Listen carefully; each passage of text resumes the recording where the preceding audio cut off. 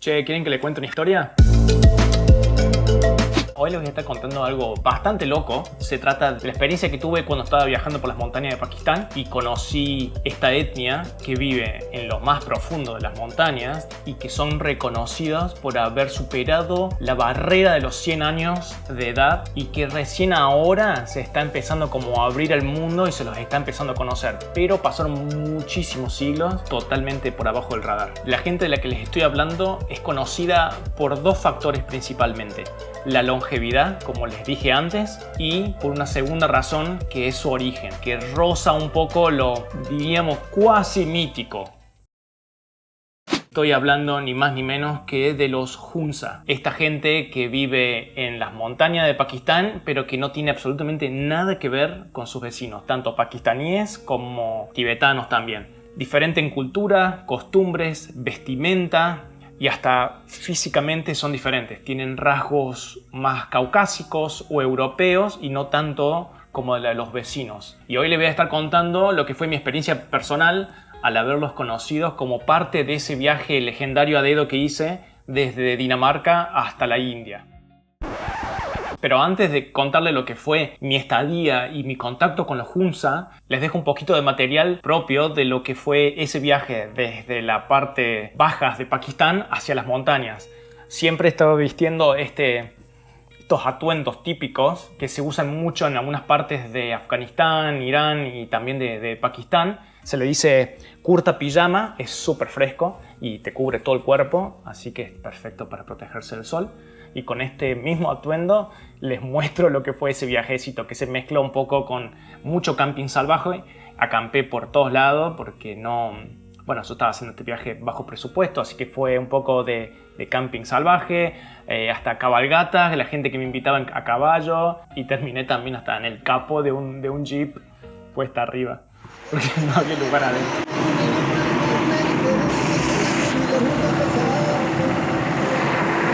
Se puede hacer dedo de cualquier forma y en cualquier lugar.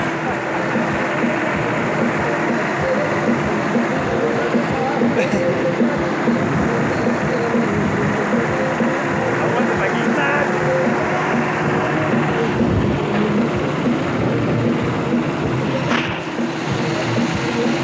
¡A la montaña!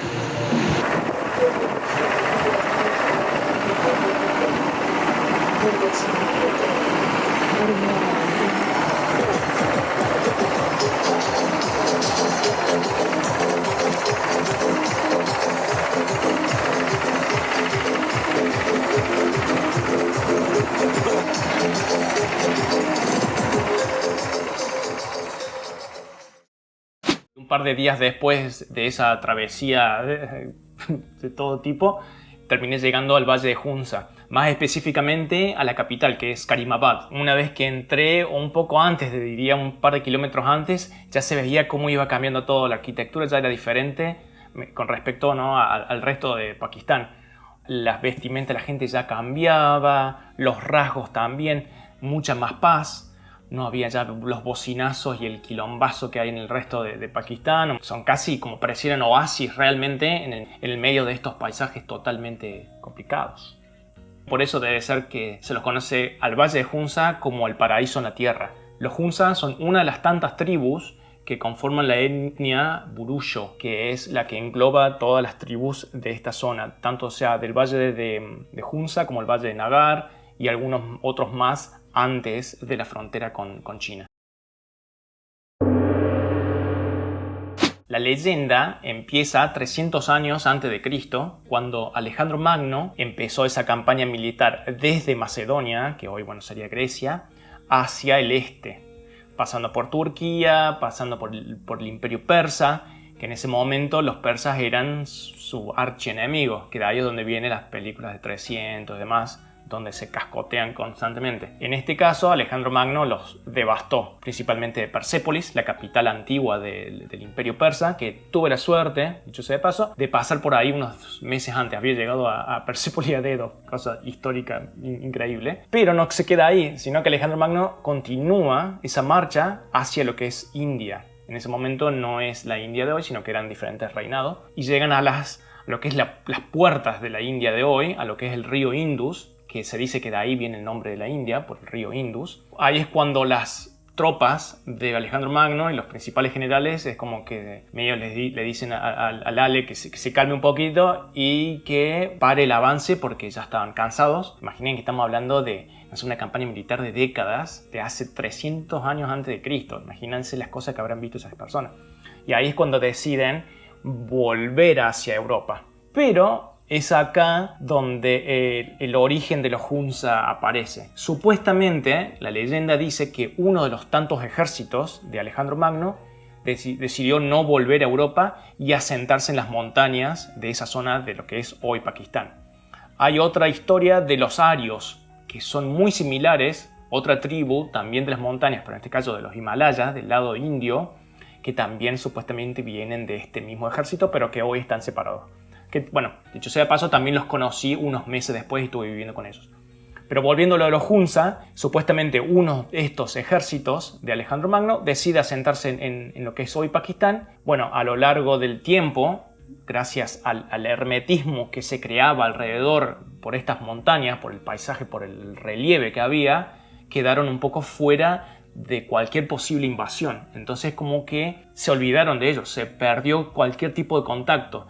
Y hoy esa falta de información de dónde viene esta gente es lo que abre las puertas del mito de que posiblemente puedan ser partes de ese ejército de Alejandro Magno que decidió quedarse ahí. Hoy no está claro eso todavía y hay grupos de Hunza que cada tanto van a Europa a reclamar que son los descendientes de Alejandro Magno y bueno, y cara, no sé, a morder algo, quién sabe qué van a reclamar, pero bueno, la gran mayoría no les da mucha cabida y hoy en día está todavía eso, como que sí, que no, como que son descendientes de Alejandro Magno y otros dicen que no.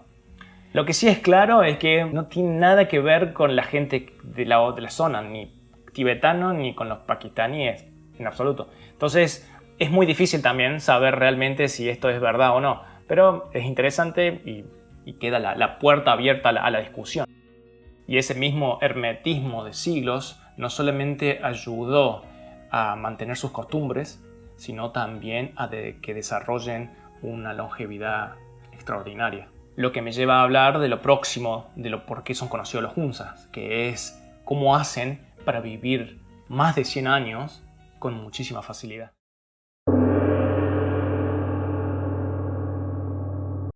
Y bueno, se preguntarán cuál es el secreto de esa vida más allá de los 100. Eso se divide en 3 partes. La comida es lo primero, el primer pilar. Toda la gastronomía Hunza se basa en lo que cultivan ellos mismos. Damascos, hay muchas ciruelas, muchas manzanas.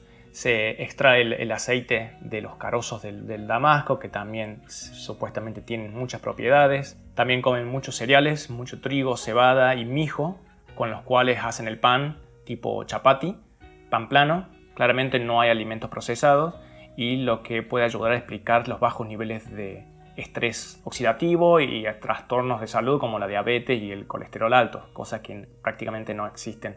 El consumo de carne es mínimo y se basa principalmente en la carne de cabra. El agua que consumen es de vertiente, sumamente pura, que viene de las montañas y se dice que también tiene una gran parte en todo lo que es esta vida tan saludable que llevan. El segundo factor es el ejercicio físico. Hay que pensar que esta gente vive en un terreno bastante accidentado, muy empinado, es todo montañoso, los campos donde cultivan son en tipo terraza, eso quiere decir que hay que subir y bajar constantemente. Muchas casas o muchas aldeas están lejos de estos campos, por lo tanto se la pasan todo el día caminando de ida y de vuelta. Y el tercer factor es la vida social. Para ellos es muy importante que uno le dedique una parte del día compartiendo un momento con sus padres, con la familia, con amigos. Es muy importante para ellos tener una vida social, que claramente estamos hablando de la salud mental, ¿no? De lo que hoy se habla a nivel global. Convengamos que son 3 factores que no son nada locos, o sea, no son nada fuera de lo común. Acá no hay ningún secreto de la inmortalidad ni nada oculto, no hay misticismo. Es comer bien, hacer ejercicio y tener una vida social activa. Nada más. Yo le agregaría un cuarto factor más a todo esto, que es el aislamiento y el hermetismo. No es un hermetismo completo, sino que esta gente se ha cruzado con otras etnias, ha comercializado con otras tribus, quizás de otros valles, pero han mantenido sus tradiciones de una manera muy fuerte y no han sido influenciados por grupos invasores o no han estado en guerra por, obviamente, como les dije antes, el terreno que los rodea, que naturalmente o geográficamente el relieve ya los protege.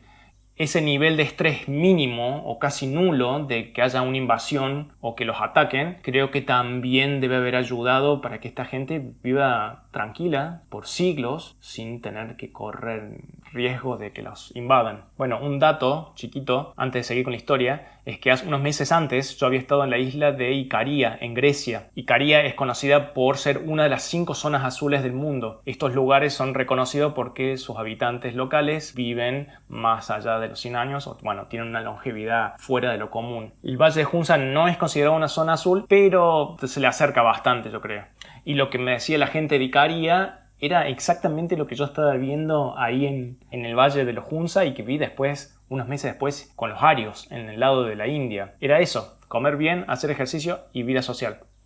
Listo. Bueno, volviendo un poquito a la historia, mientras estaba ahí en Karimabad me pegué una escapadita al fuerte de Baltit, que es como el símbolo de lo que es el Valle de Hunza. Fue fundado en el siglo VIII después de Cristo y por la familia real que en ese momento gobernaba todo el Valle de Hunza, y en el año 1945 se cedió al gobierno pakistaní y hoy es simplemente una atracción turística. Y desde ahí, desde el fuerte de Baltit, bajé y dije, me voy a pasear un ratito por ahí. Era de día todavía, era el atardecer, pero ya se estaba por poner el sol en un par de horas. Así que decidí mandarme un poco por los caminos secundarios de tierra seco, donde no había nada, y me mandé a explorar un poco, a ver hasta dónde llegaba. Mi idea era ir y conocer el glaciar Hopper, que es una de las atracciones de la zona. Es conocido porque supuestamente el agua de ese glaciar tiene propiedades también, no sé si curativas, pero es bastante un agua muy limpia. Y bueno, y me pintó y me fui y empecé a caminar. Era muy loco como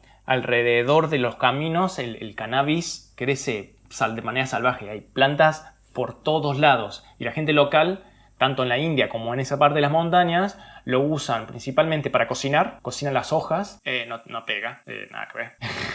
Y en las fibras las usan para hacer herramientas o hasta hay gente que hace hasta ropa. Y hay muy pocos que le extraen el THC para hacer hashish y para fumar, ¿no? Para volarse un poco, pero es por lo que menos se usa. Pero es increíble la cantidad de cannabis que crece por todos lados. Es impresionante. Bueno, la primera vez cuando llegas a esos lugares como que no, qué locura. Pero sí, crece salvaje. Bueno, en ese momento era temporada de damascos y bueno, tuve la suerte de eso, que es algo también que lo caracteriza al Valle de Hunza, de cómo se vuelven todos los techos de las casas hacia abajo totalmente naranja, todos cubiertos por damascos que los deshidratan para que después, ¿no?, mandárselos en la época de los meses de invierno. Y de ahí también extraen, bueno, de ahí sacan también el carozo y los comprimen para sacar el aceite de damasco, que también es, bueno, sumamente saludable y también tiene un buen precio en el mercado. Iba camino a este lugar, al glaciar Hopper, me esperaban unas 2 horas más o menos de caminata, 3 horas le calculaba aproximadamente, no tenía señal de celular, así que iba usando un mapa de papel y no había nadie, no había tráfico, no habían pasado autos, pero bueno, yo le mandaba. Y en un momento, bueno, empecé a entrar a plantaciones tipo terraza de árboles de damasco y muchos manzanos. Y dije, bueno, en cualquier momento tiro por acá la carpa. Se me estaba viniendo la noche encima y bueno, como siempre hacía, era encontrar un lugarcito donde esconderme y tirar. Pero bueno, antes de empezar a realmente preocuparme por acampar, es cuando empiezo a escuchar gente alrededor que estaba trabajando en los campos y se me empezaron a acercar. Muchos me regalaron damasco, que me venían re bien porque estaban muertos de hambre. Y bueno, yo les tiraba, cuando se me acercaban a saludar, yo les tiraba un salam aleikum, el saludo en países donde se habla árabe o urdu, en este caso el urdu es el idioma oficial de Pakistán. Y ellos me respondían con un aleikum salam, que es la respuesta acorde. Pero había muchos otros que me saludaban con un bai al-hila, que es como un hola, ¿cómo estás? Es el equivalente al salam aleikum, pero de su propia lengua, que no tiene nada que ver con el urdu. La lengua de los Hunza se llama Burushaski y no tiene nada que ver con el urdu ni con ninguna otra lengua de la zona. Otro detalle que da a entender o abre la discusión de que esta gente viene de otra parte y no tiene nada que ver con esa zona. La lengua de ellos, de los Hunza, es una de las pocas lenguas aisladas del mundo. lenguas que no tienen absolutamente ninguna conexión con la de los vecinos, o dentro de lo que se tenga en registro, ¿no? Debe haber alguna conexión, pero se perdió con el tiempo. Hay otras lenguas aisladas en el resto del mundo, como el seri, creo que es la lengua seri, en México. La lengua vascuense tiene, no sé si es lo mismo o tiene ahí una similitud con el vasco. Bueno, yo seguí caminando por ahí, por entre la gente, charlando, muy buena onda todos. Y ahí aparecieron unos pibitos con una motito, eran dos.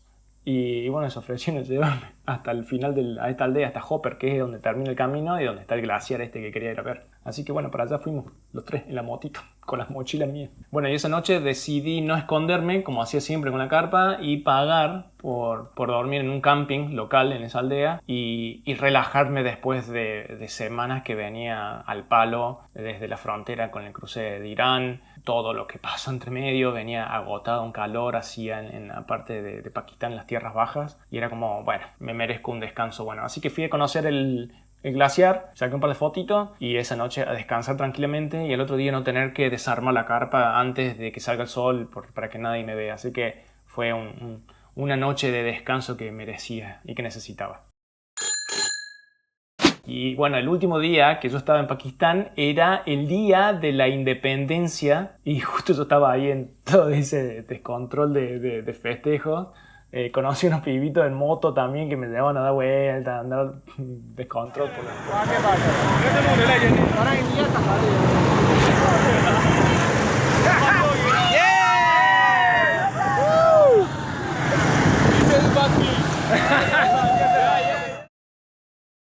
O sea, básicamente había entrado y estaba saliendo de Pakistán en 2 días claves. Entré el día de las elecciones a primer ministro, que fue lo que les cuento en ese video en la cruza con escolta armada y todo eso. Y me estaba yendo el día de la independencia, justo el 14 de agosto. Lo más loco es que ese día estaba yo dejando Pakistán y al otro día, el 15 de agosto, es el día de la independencia de la India. Entonces, era una locura. Para agregarle más locura a todo esto, yo cruzaba a pie por la frontera, la única frontera por tierra que une Pakistán con la India. 2 países que son hermanos, son muy parecidos, alguna vez fueron uno solo, pero que hoy son, digamos, rivales. Y yo estaba ahí cruzando por el único punto de frontera terrestre que tiene estos 2 países, que se llama la frontera Wagah, conocida porque también tiene una ceremonia de cierre bastante peculiar, donde los militares de cada país hacen todo un show con música, desfile, como un poco mostrándose, compitiendo con el otro, y donde hasta la gente tiene tribunas e hinchan por el equipo de cada uno, por el país de cada uno. Esto se hace todos los días, pero lo interesante de lo que les estoy diciendo es que justo yo dejaba Pakistán el día de independencia de Pakistán y cruzaba, y al día siguiente era el día de la independencia de India. Entonces, lo que les voy a mostrar ahora fueron las filmaciones de ese mismo día, de ese mismo show o cierre de frontera, con estos 2 días históricos ahí, uno al lado del otro.